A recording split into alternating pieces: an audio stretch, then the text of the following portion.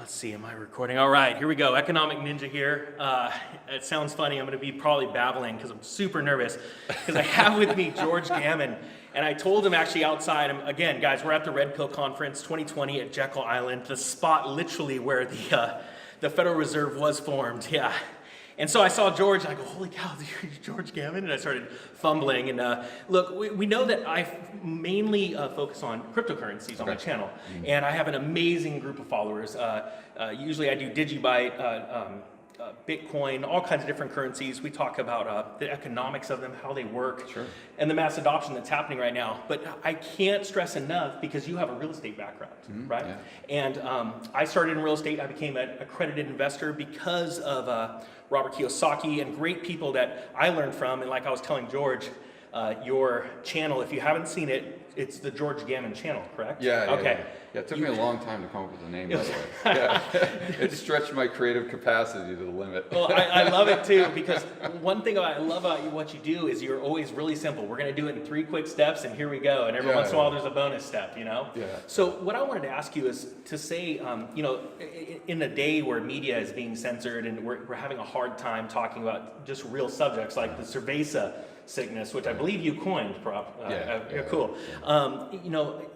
To say we're in unprecedented times economically is an understatement. Absolutely. Where do you think we need to be focusing? And we're talking about the common person, like, because wealth is created, right? It's our choice to create wealth. Where do you think, what is the most important thing you could tell my subscribers that are, let's say, diehard crypto right now, what they should be doing as far as taking care of their own household economically? Well, I think that you've got to look at the United States from a standpoint of stagflation. Okay. So that means structurally high unemployment and inflation is compared to the 1970s. Yeah. So you have to have a deleveraging because the debts are just too high. And it's not just the sovereign debt, it's the corporate debt, it's the balance sheet of the consumer. It's almost at all-time highs adjusted for inflation.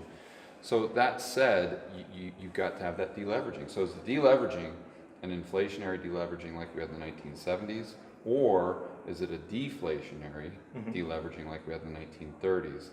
If you look at what's going on with the supply destruction, because see, most people look at the supply of money, but they forget about the supply of goods and services. There's 2 parts of the equation there. Absolutely. So, and also, most people think that that people have a less income now because of the cerveza sickness. Yeah. But if you actually look at incomes, they've gone up because a lot of people make a lot more money on the new stimulus plan. Exactly. Yeah, you got it. Which could create a little bit of an inflationary. Well, yeah, because you have it. Well, let's look at it. So you have incomes actually increasing, or the supply of currency units chasing goods and services potentially increasing, while the supply of goods and services are actually going down because people are being required to close their restaurants, close their bars. It's not like we manufacture much here in the United States, but if we do, it's at a lower capacity. That's why you see meat prices going up and food prices at the grocery store going through the roof. So that's an example of stagflation. So how do the powers that be try to fix that? Well, the only thing that they know how to do is print more money. Exactly.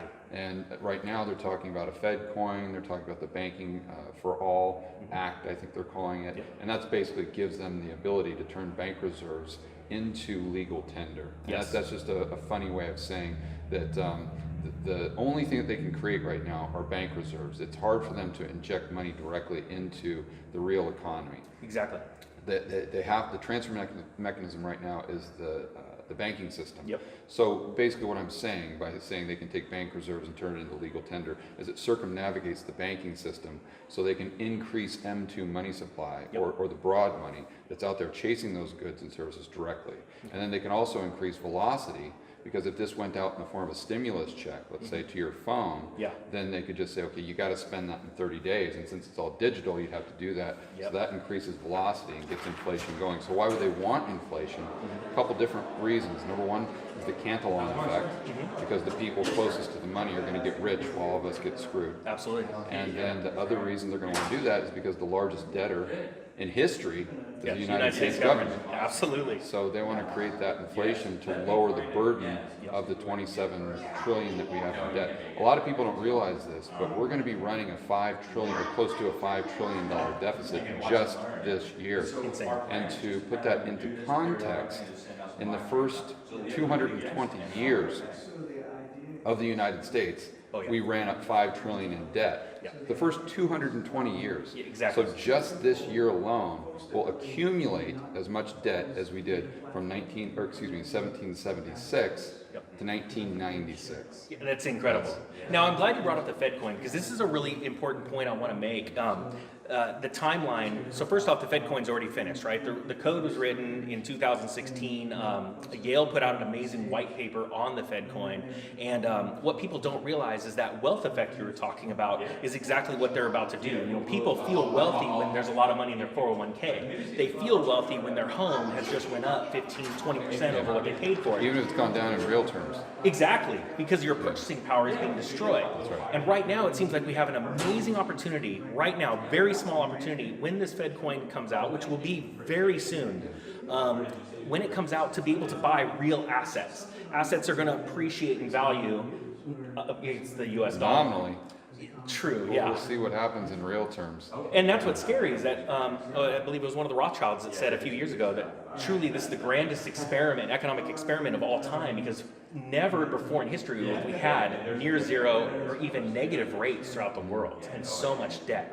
And to say this is going to be the grandest of experiments is an understatement, I think. Yeah. So are you tending, it sounds like you're tending more of a 1930 style.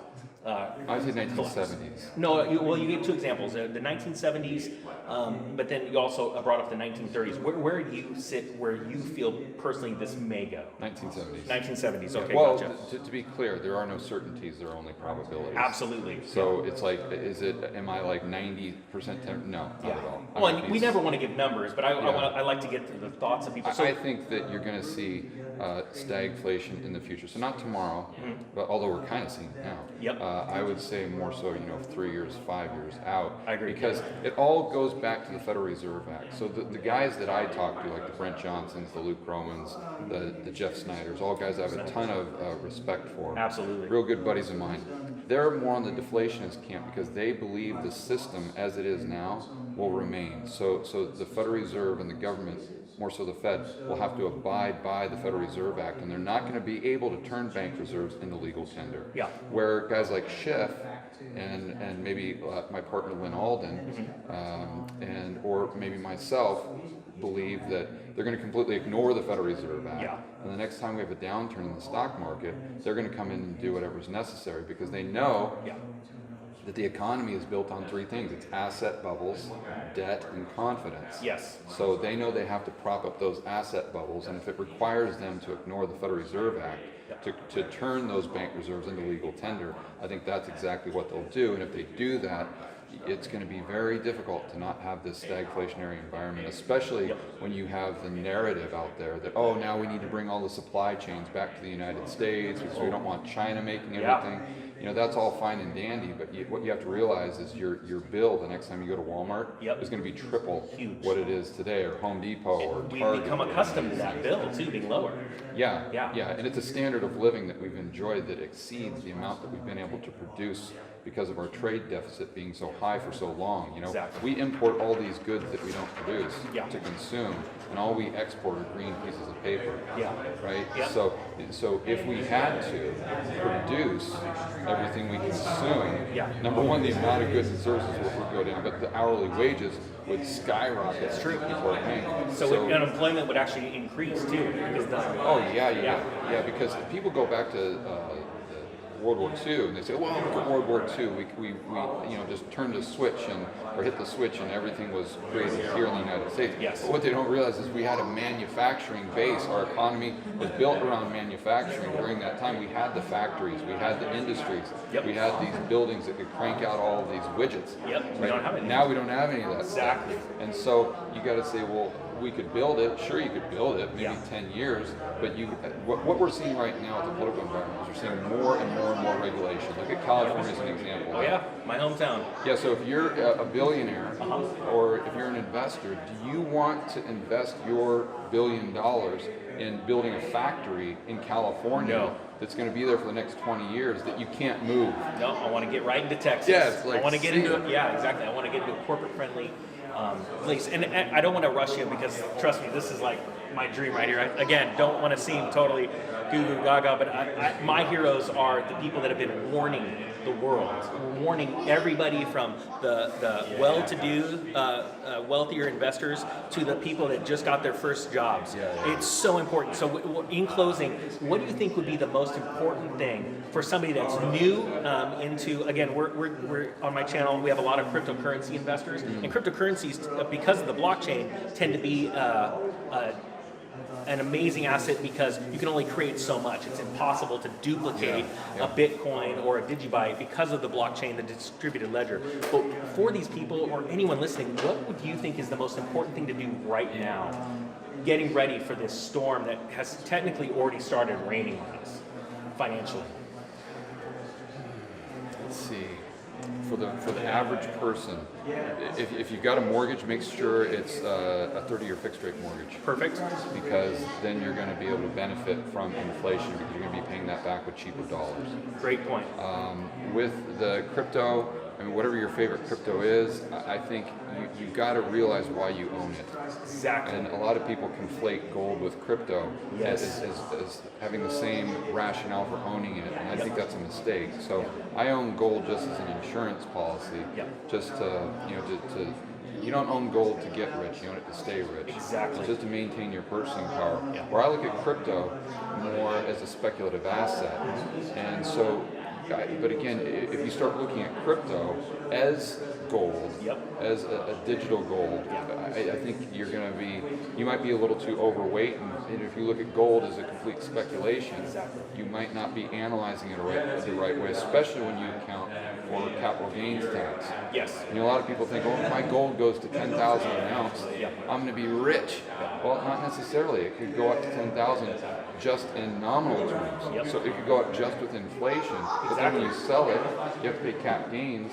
So actually the amount of purchasing power that you have is less than when you actually bought it. Exactly. It's the theory in 1929, 1 ounce of gold bought a fine tailored suit. And today, if you took in a 1 ounce of gold down to a fine suit maker, it would cost you about the same still. But now you're paying tax on top of that. So you're dropping 15% long-term capital gains plus your state. And to be clear, I'm very bullish on gold. I think everyone should own it, but I think they should own it for the right reason. Absolutely. And that goes for cryptocurrency. Because when you know the reason, if you're buying gold for a reason, a specific reason, if you're buying crypto for a specific reason, or silver, what happens is that also helps you mentally when the downturn comes in any of those assets. So what happens when you believe in something and it downturns? I'm going to go buy more because it's an opportunity.